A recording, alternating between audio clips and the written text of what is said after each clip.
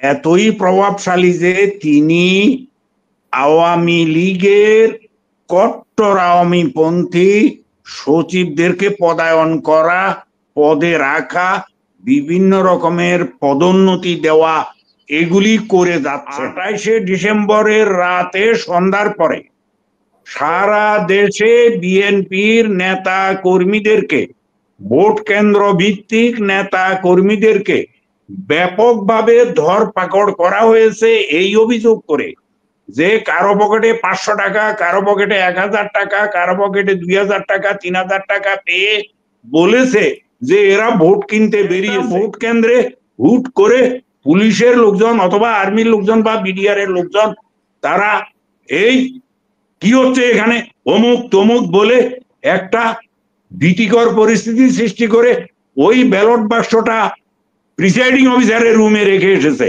ওই ব্যালট গণনা করা হয়েছে, যার কারণে বিএনপির ভরাডুবি হয়েছে। কিছু গোপন খবরও তো আছে। আর প্রথমে মামলা মোকদ্দমার কথা বলি। তুলনামূলকভাবে বর্তমানের মাননীয় প্রধান উপদেষ্টার যে মামলাগুলি এগুলি তুলনামূলকভাবে সহজ, আর তারেক রহমান সাহেবের যে মামলাগুলি এগুলি তুলনামূলকভাবে অনেক শক্ত এবং কঠিন। এই মামলাগুলো নিষ্পত্তি করতে সময় লেগেছে। অযথা কাদা ছোঁড়াছুড়ি করার দরকার নাই, এই একটা বিষয়। আর একটা বিষয় হলো যে তারেক রহমান সাহেবের দেশে আসা বা না আসা এটা আসলে খুব ম্যাটার করে না, কিন্তু আমরা আশা করব তিনি ভেবে চিনতে বুঝে শুনে দেশে আসবেন। কিছু গোপন জটিলতা তো অবশ্যই আছে, আর আমাদের প্রতিবেশী রাষ্ট্র তো উঁট পেতে বসে আছে কি করে আমাদের বড় ধরনের ক্ষতি করবে, মারাত্মক ধরনের ক্ষতি করবে, এইসব বিষয় চিন্তা করা লাগবে। হুট করে এসে গেলেই কেবল হবে না। আমার অত্যন্ত প্রিয় ভাজন পাটোয়ারি সাহেব ইঙ্গিত দিয়েছেন যে একজন বর্তমানে কর্মরত চুক্তিভিত্তিক কর্মরত একজন অত্যন্ত প্রভাবশালী সচিব রয়েছেন। তিনি দুদকের সচিব ছিলেন। ওই সময়ে বেগম খালেদা জিয়ার বিরুদ্ধে তিনি দুর্নীতি দমনের মামলা করেছিলেন, ভুয়া মামলা। তিনি এতই প্রভাবশালী যে তিনি আওয়ামী লীগের কট্টর আওয়ামীপন্থী সচিবদেরকে পদায়ন করা, পদে রাখা, বিভিন্ন রকমের পদোন্নতি দেওয়া এগুলি করে যাচ্ছেন, এটা আমরা জানি। এর সুষ্ঠু একটা তদন্ত করে অতি দ্রুত এই 1 সপ্তাহের মধ্যে এই বিষয়ে ব্যবস্থা নেওয়ার জন্য আমি বর্তমান অন্তর্বর্তীকালীন সরকারের কাছে আহ্বান জানাচ্ছি। আর একটা তথ্য আপনাদেরকে দিচ্ছি। 2008 সালে 29শে ডিসেম্বর যে নির্বাচন হয়েছে, অনেকেই বলে যে এই নির্বাচন নাকি বৈধ ছিল। আমি খুব অবাক হয়ে যাই। আমি আপনাদেরকে তথ্য দিচ্ছি।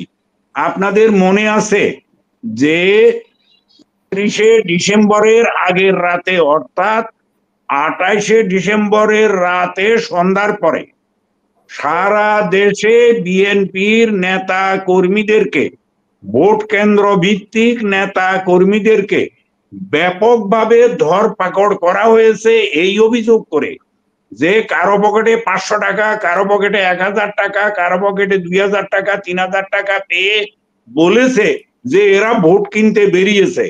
এইভাবে সারা দেশে বিএনপির প্রতি এমন একটা ভয় ভীতির পরিবেশ রাতেই সৃষ্টি করেছিল। তার আগে যেটা করেছে সেটি জঘন্য। আর তা হলো তখন ভোটার ছিল মোট 10 কোটির কাছাকাছি, কিন্তু অতিরিক্ত 3 কোটি ব্যালট ছাপিয়েছে তৎকালীন নির্বাচন কমিশন, এবং ছাপিয়ে বিভিন্ন গোয়েন্দা সংস্থা এবং আইন শৃঙ্খলা রক্ষাকারী বাহিনীদেরকে দিয়েছে।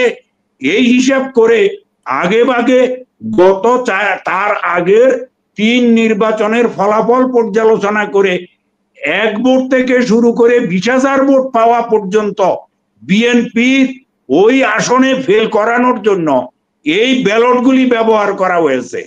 এই ব্যালটগুলি ব্যবহার করে মোট ভোটার উপস্থিতি দেখানো হয়েছে 87%। বাংলাদেশের ইতিহাসে কোনোদিনই 70% উপরে কোনোদিনই মানুষ ভোট দেয়নি। ওইবারও শীতকাল থাকার কারণে বাস্তবে ভোট দিয়েছে 65% কাছাকাছি।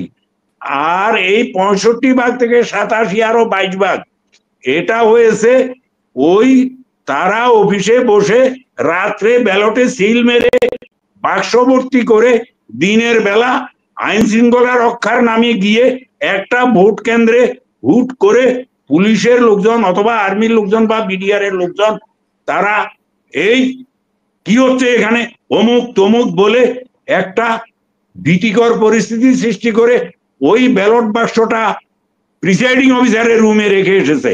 ওই ব্যালট গণনা করা হয়েছে, যার কারণে বিএনপির ভরাডুবি হয়েছে, আওয়ামী লীগ একেবারে ভোটে ভেসে গেছে। এটা একটা অবৈধ নির্বাচন ছিল। ধন্যবাদ।